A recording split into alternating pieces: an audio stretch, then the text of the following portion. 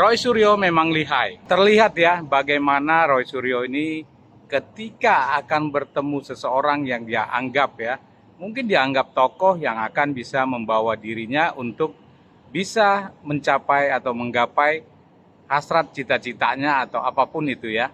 Terlihat ketika bertemu dengan Mas Gibran Rakabuming Raka ya dalam sebuah acara.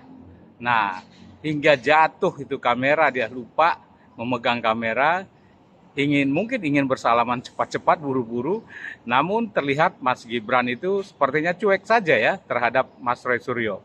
Apakah ini yang membuat ya, ini pertanyaan ya, pertanyaan. Apakah ini yang membuat Roy Suryo ini sangat dendam ya, ada dendam pribadi terhadap Gibran yang mencueki dirinya ya.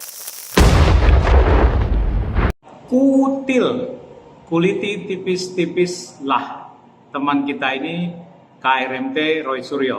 Sebelum kita analisis lebih dalam, coba kita lihat dua cuplikan daripada video berikut ini. Yang pertama adalah ketika dulu sekitar tahun 2022 dalam sebuah kasus Roy Suryo menggunakan kursi roda, katanya kelelahan ya.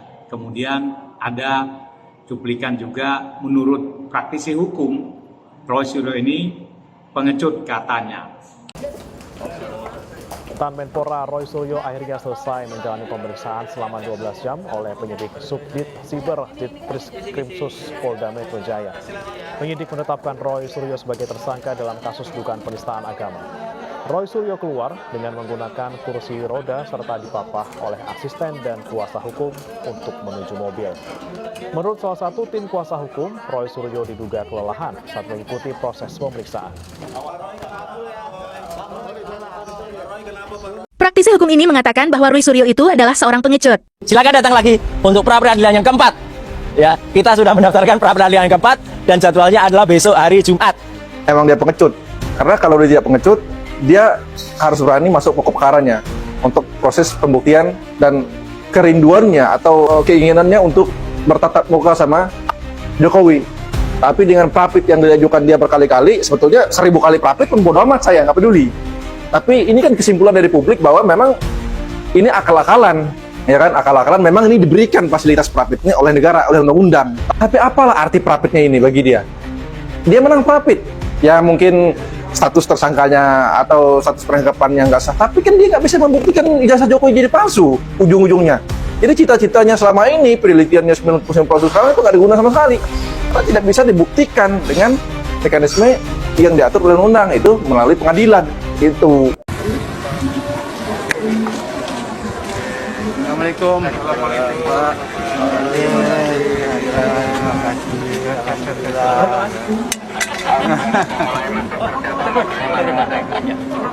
Alhamdulillah baik. Ya toh? Iya. Kita Adalah pokoknya. Gibran, kita nanti menaiki mobil ini, Bung Karno, depan di belakang 4 bayu itu, saya sebelah, nanti supirnya ketua umum kita, nanti Pak Anton yang pemilik mobilnya. Mungkin kita untuk sama-sama ayah waktu itu, ayah naik yang belakang itu.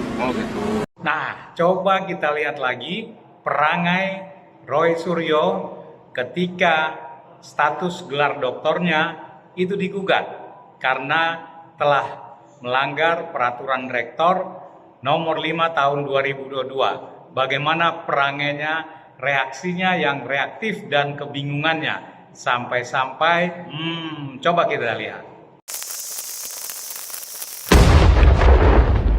Jadi ini penting untuk semuanya. Saya belum pernah menggunakan ijazah saya S3 untuk tujuan publik. Jadi sebenarnya orang-orang ini yang sekarang lagi ribut resek ini ya, iya, ini salah gitu. Karena Kenapa? Mas Roy tidak menggunakan itu. Tidak menggunakan itu untuk kepentingan publik. Saudari ini bisa diterangkan ahli di bidang apa? Ya. Pada pokoknya. Saya selama ini lebih menekuni bidang yang disebut sebagai telematika. Telematika adalah kependekan dari telekomunikasi Media dan Informatika. Sidang Citizen Lawsuit Solo 18 Februari 2026. Itu nama saya di situ. Dr. RMT Roysolia, Magister Kesehatan. Dr. RMT Roysolia, Dr. RMT Roysolia. Yang dilakukan oleh Mas Roy katanya. Apanya? Yang menghina dirinya. Menghina apanya dihina? Ya, coba dilihat siapa yang terhina. Kalau memang dia merasa seperti gambar di kaos saya, udah dia merasa sendiri kan. Saya kan tidak nyebut nama. Saya kan tidak nyebut nama. Saya kan tidak nyebut nama. Iya kan? Tidak.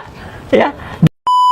Mereka ibaratkan yang teriak-teriak itu, ya, itu adalah Taufik Bilpake, kemudian Richard Huta Julu dan kawan-kawan. Mereka. Mana tuh Mas Roy?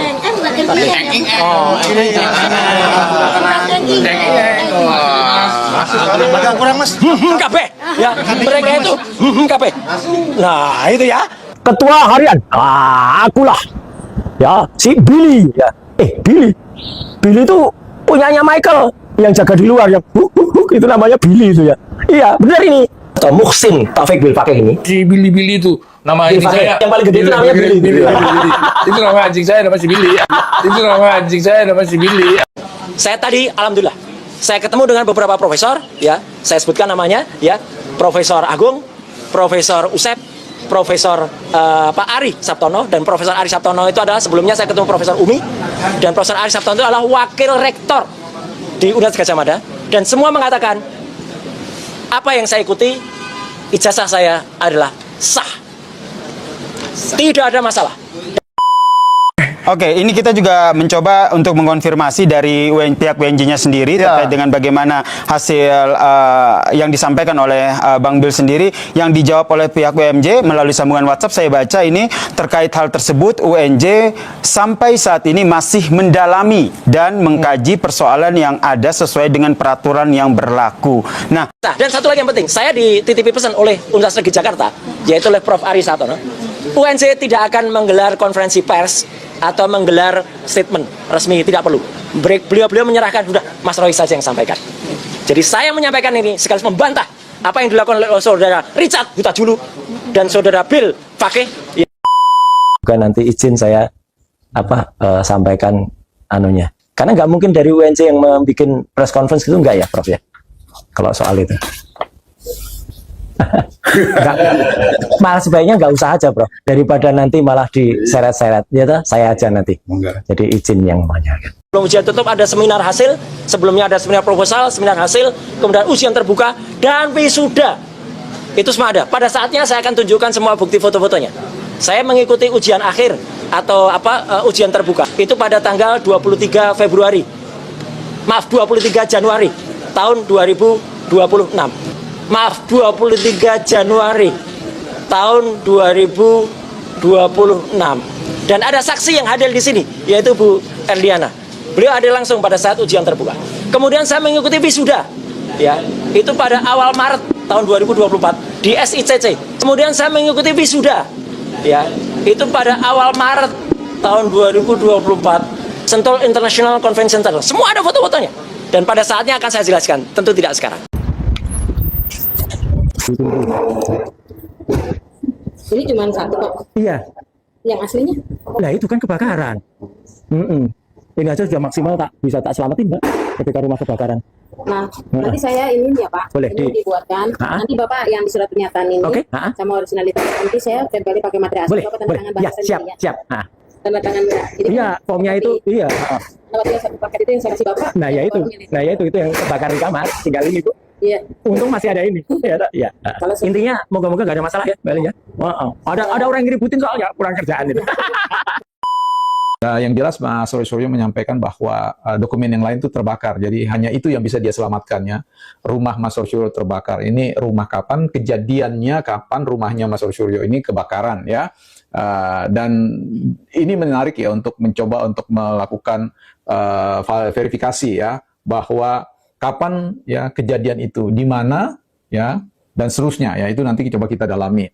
Jadi kalau kita lihat perjalanan studi Mas Roy Suryo ini memang agak membingungkan kita, tetapi sekali lagi ranah itu pasti bisa dijawab oleh Mas Roy Suryo dan UNY. Nah, tinggal bagaimana ya jangan sampai nanti data kebakarannya Mas Roy Suryo ini justru menjadi pintu baru untuk orang kemudian menelisik kapan tempat di mana dokumen yang Mas Roy Suryo sebutkan kebakaran itu disimpan. Apakah di rumah yang mana, rumah yang baru atau rumah yang lama, tahun berapa, ya.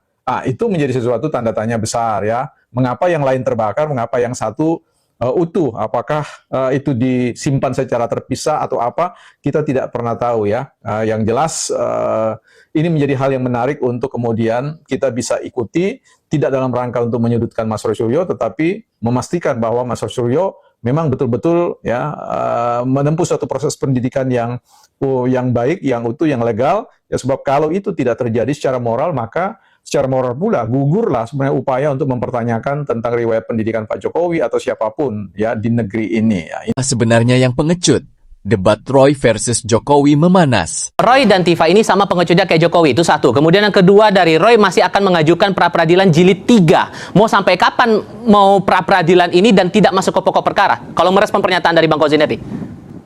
Ya, kita definisikan dulu kata pengecut ya. Coba. Pengecut itu adalah orang yang lari, yang ada kesempatan tapi tidak datang.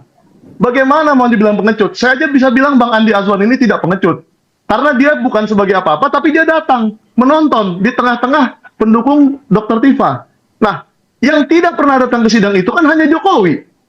Di CLS Solo tidak datang, di sidang Bambang Tri tidak datang, Bang Kozinudin tahu sendiri itu.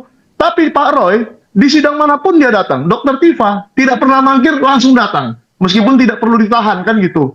Nah, jadi kita harus mengerti pengecut ini apa. Kalau mengajukan eksepsi, maaf ya Bang Kozin, kita bersahabat, tapi menurut saya itu nggak pengecut. Tahan dulu Bang, tahan di situ. Ya, tahan di situ. Begini, Responnya Bang Kozin. definisi pengecutnya itu adalah dua pihak ini kalau di ruang publik membangun narasi seolah-olah keduanya akan membuktikan di persidangan. Tapi strategi yang mereka tempuh sebenarnya menghindari persidangan. Prapit itu pada dasarnya menghindari persidangan. Jokowi itu ya mengkondisikan keadaan sehingga jaksa ya dakwanya menjadi obskur, itu bagian dari menghindari persidangan. Eksepsi itu orang tahu bahwa akhirnya tidak akan ke persidangan. Maksud saya jujur sajalah. Kalau memang tidak mau ke pokok perkara, silahkan kalian berdamai, biarlah rakyat yang melanjutkan perjuangan. Dua orang yang berpura-pura menantang, berpura-pura berani, tapi sebenarnya keduanya itu sama-sama pengecut, sama-sama takut, sama-sama menghindari pokok masalah agar tetap dilihat oleh rakyat seolah-olah masih tetap pahlawan, seolah-olah ingin saling membuktikan, tapi keduanya sebenarnya pengecut, keduanya sebenarnya takut.